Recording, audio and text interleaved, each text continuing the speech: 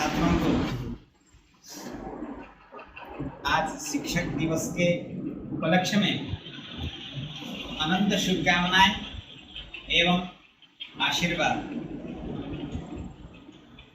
हम सभी जानते हैं कि 5 सितंबर जो शिक्षक दिवस के रूप में मनाया जाता है, विशेषतः भारतवर्ष का राष्ट्रीय शिक्षक दिवस है, अलग अलग देशों में भी मनाया जाता है। और यह जो हमारा 5 सितंबर ही क्यों चुना गया, इसका चयन क्यों हुआ, इसके विषय में कारण क्या है? तो इसमें महत्वपूर्ण विषय यह है कि आज किसी महान पुरुष का जन्म दिवस है और वह है परम पूजनीय हमारे प्रथम उपराष्ट्रपति डॉक्टर सर्वपल्ली राधाकृष्णन जी के जन्म दिवस पर आज उनके प्रति यह हमारी समर्पित भावना है। शिक्षक दिवस के रूप में शिक्षक दिवस ये क्यों चुना गया, अन्य दिवस क्यों नहीं चुना गया उनके लिए, उनके दिवस पर, जन्म दिवस पर? क्योंकि वह एक कुशल दार्शनिक अर्थात दर्शनवेत्ता पुरुष थे, कुशल शिक्षक, शिक्षावेत्ता पुरुष थे। अतः उनके लिए यह शिक्षक दिवस के रूप में मनाना हमारे लिए गौरवपूर्ण विषय है। और शिक्षक दिवस में शिक्षकों का और छात्रों का क्या दायित्व होना चाहिए, क्या संकल्प होना चाहिए, क्या उनका उद्देश्य क्या है? तो शिक्षक दिवस में हम सभी छात्रों को दृढ़ संकल्प लेना चाहिए कि कुशल शिक्षक बन करके हम समाज की, राष्ट्र की सेवा करेंगे। स्वयं का परिवर्तन, स्वयं में परिवर्तन ला करके स्वयं अपना व्यक्तित्व निर्माण, स्वयं का व्यक्तित्व निर्माण करके हम छात्रों का व्यक्तित्व निर्माण करेंगे, छात्रों का चरित्र निर्माण करेंगे और इसी के माध्यम से हम समाज का, कुशल समाज का निर्माण करेंगे, समाज में सुंदर वातावरण तैयार करेंगे और उसी रूप में हम राष्ट्र की सेवा करेंगे और राष्ट्र का निर्माण करेंगे। तो राष्ट्र निर्माण में, समाज निर्माण में सबसे बड़ा योगदान है तो समाज में वह कुशल शिक्षक का योगदान है। शिक्षक ही नहीं, कुशल शिक्षक।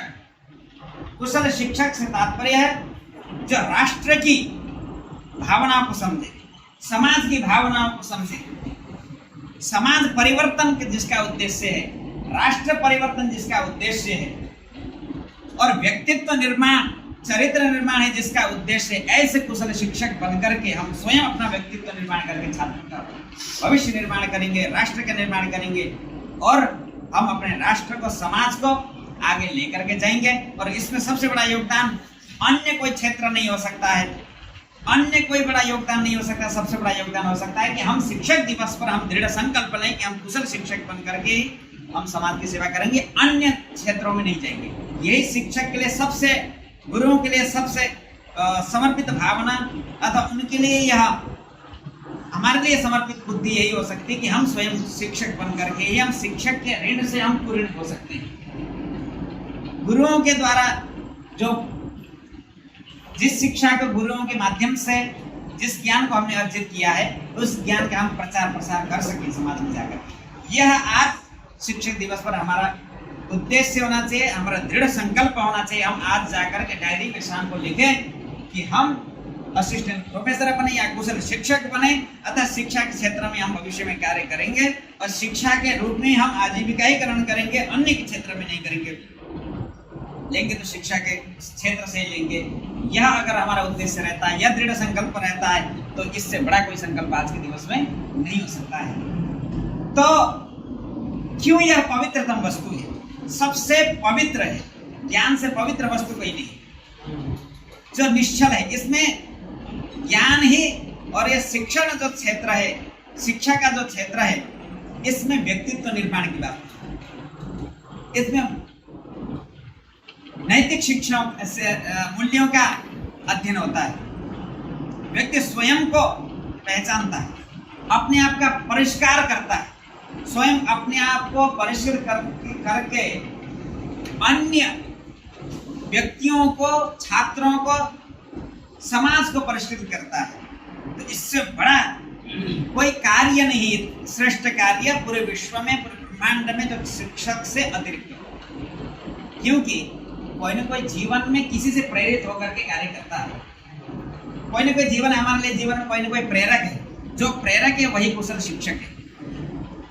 कोई है ज्ञान को पढ़ाने वाला, वो भी शिक्षक है। शिक्षा को प्रदान करने वाला गुरु भी शिक्षक है। जो हमें प्रेरणा प्रदान करता है, हमें मार्गदर्शन प्रदान करता है, आगे बढ़ने के लिए प्रेरित करता है, वो भी शिक्षक है। और वह सबसे उसका बड़ा योगदान रहता है। इतना ही नहीं कि जो केवल हमें पढ़ा रहा है वही शिक्षक है, हमें जो प्रेरित कर रहा है, हमें जो हर प्रकार से आगे बढ़ने के लिए हमें उत्तेजित कर रहा है, वही कुशल शिक्षक। इस प्रकार वह हमारे लिए शिक्षक हैं सभी लोग। तो हमें भी उसी प्रकार का शिक्षक बनना है। हम केवल सरकारी नौकरी उद्देश्य नहीं रखेंगे, हम उद्देश्य रखेंगे कुशल शिक्षक बनना है और कुशल मार्गदर्शक बनना है। शिक्षक ही मार्गदर्शक हो सकता है। एक शिक्षक है जो राष्ट्रपति भी बना सकता है। एक शिक्षक के ही है, शिक्षक का ही धर्म है जो प्रधानमंत्री भी बना सकता है। एक शिक्षक है वह महान से महान वैज्ञानिक बना सकता है। तो शिक्षक का सामान्य दायित्व नहीं है। शिक्षक जो हमें यहाँ इस मार्ग तक पहुंचाया, बहुत बड़ा योगदान है, माता पिता का योगदान है। परंतु साथ में, क्योंकि हमारे यहाँ 2 वंश की परंपरा है, जन्मना और विद्यायात। जन्मना जो वंश परंपरा है वो हमसे पूर्व माता पिता, उससे पूर्व बाबा, उससे पूर्व परबाबा इत्यादि की पीढ़ियों से पीढ़ी चली आ रही है। वो वंशानुक्रम परंपरा है, वो भी जीवित है। किंतु यह परंपरा हमेशा जीवित नहीं है, शाश्वती परंपरा नहीं हो सकती। क्योंकि आगे हम विवाह संस्कार नहीं करेंगे तो आगे पीढ़ी। किंतु यह जो विद्या, जो वंश परंपरा है, गुरु परंपरा है, यह तो अक्षुण्ण परंपरा है। इसमें विवाह से लेना देना नहीं। विवाह करो ना करो, किंतु ज्ञान का प्रचार तो होता रहेगा। यह परंपरा तो निरंतर चलती रहती है, शाश्वत परंपरा। आगे आप लोग समाज में जाएंगे शिक्षक के नाते, तो वहाँ ज्ञान वितरित करेंगे। फिर बस आपके जो छात्र होंगे आगे जाएंगे, यह गुरु परंपरा चलती रहेगी। हमारी परंपरा, इससे पूर्व हमारे गुरुओं की परंपरा जिसको लेकर के हम चल रहे हैं, उनके दायित्वों को लेकर चल रहे हैं, जिस प्रकार हमने संकल्प लिया है कि हम शिक्षा के क्षेत्र में कार्य कर रहे हैं।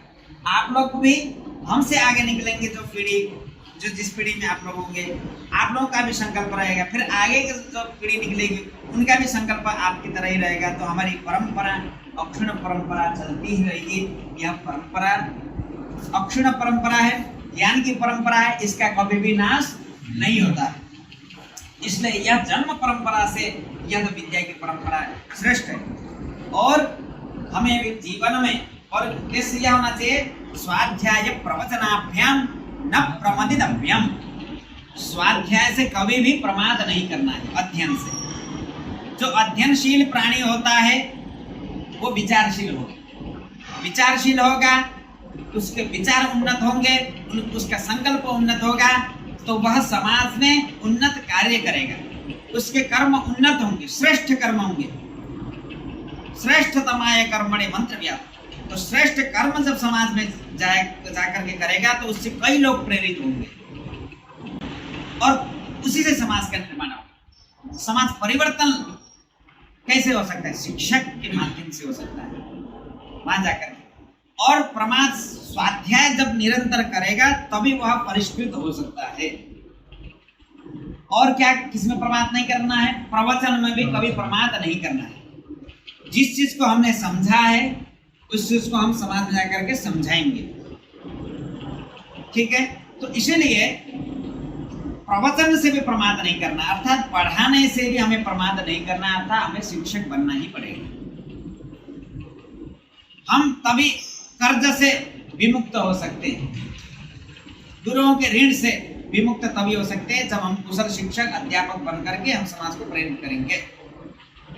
आचार्य बनकर के स्वयं आचरण में अपने आप को, आचरण में, अपने जीवन में, आचरण में उस विषय वस्तु को लेकर के ला करके फिर समाज में हम आचरण को स्थापित करेंगे।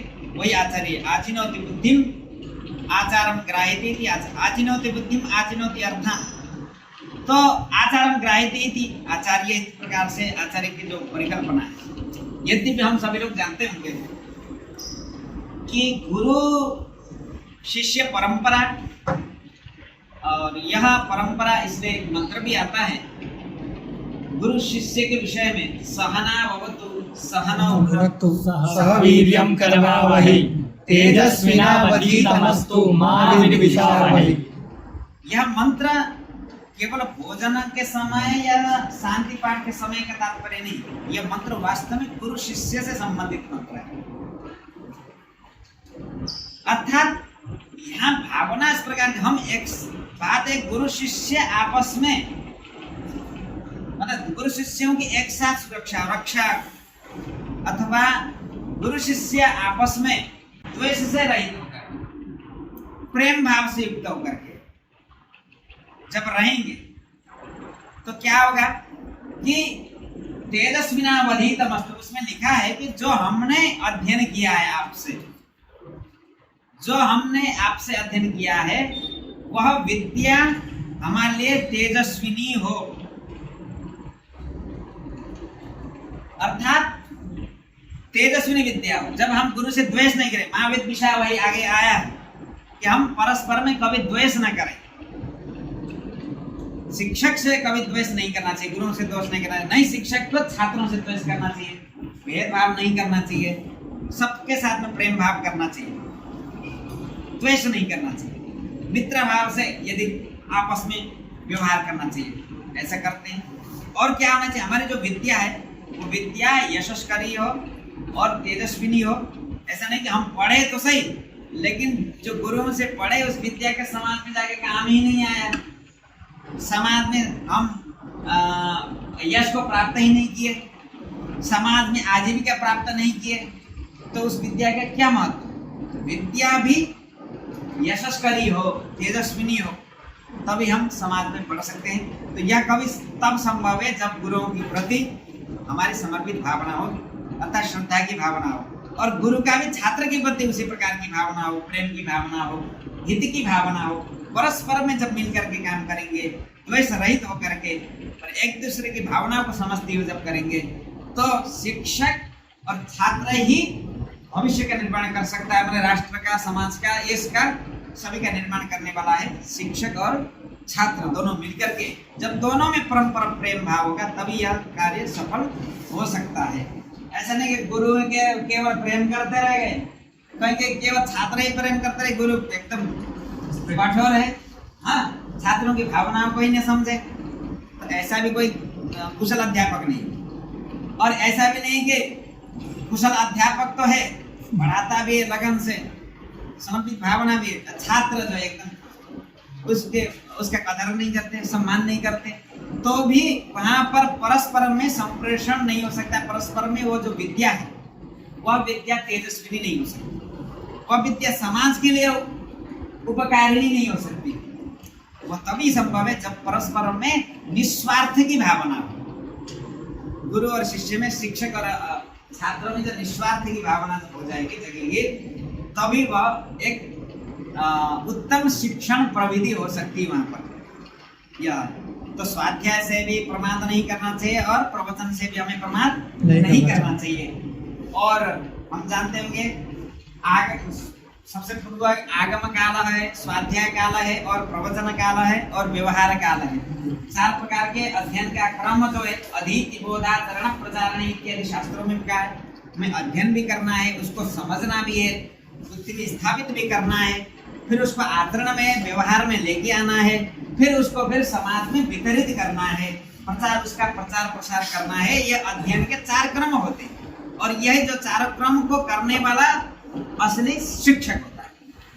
अध्ययन करे, विषय वस्तु को समझे, आचरण व्यवहार में लेके आए, और उसको समाज में उसका प्रचार प्रसार समाज में जाके करे, वही कुशल शिक्षक है। और इसी प्रकार के कुशल शिक्षक हमें बन करके हमें समाज की सेवा करनी है, राष्ट्र की सेवा करनी है, यही सबसे बड़ा आज का यह संकल्प हो सकता है हमारे लिए। इससे पवित्र कार्य और कोई श्रेष्ठ कार्य नहीं हो सकता शिक्षण से अतिरिक्त, जिसमें स्वयं व्यक्ति अपना परिष्कार करके छात्रों का, अनेक हजारों छात्रों का भविष्य निर्माण करता है। छात्रों का नहीं, अब छात्रों के माध्यम से राष्ट्र का, समाज का, विश्व का कल्याण की भावना जिसमें रखता है, ये कार्य है, वही है शिक्षण कार्य। बहुत बहुत आप सभी छात्रों को पुनः हार्दिक शुभकामनाएं। आप सभी जाकर के डायरी में लिखेंगे कि हम भविष्य में शिक्षा के क्षेत्र में जाकर के हम राष्ट्र की सेवा की भावना से और कार्य करेंगे, समाज की सेवा की भावना से कार्य करेंगे, और जो हमने समझा है और आगे भविष्य में जिस वस्तु को पढ़ेंगे या समझेंगे उसका ज्ञान का प्रचार प्रसार हम करेंगे और अधिक से अधिक करेंगे, या इस भावना के साथ में पुनः शुभकामनाएं, मंगल कामनाएं वाणी को यहाँ पर विराम देता है। बहुत बहुत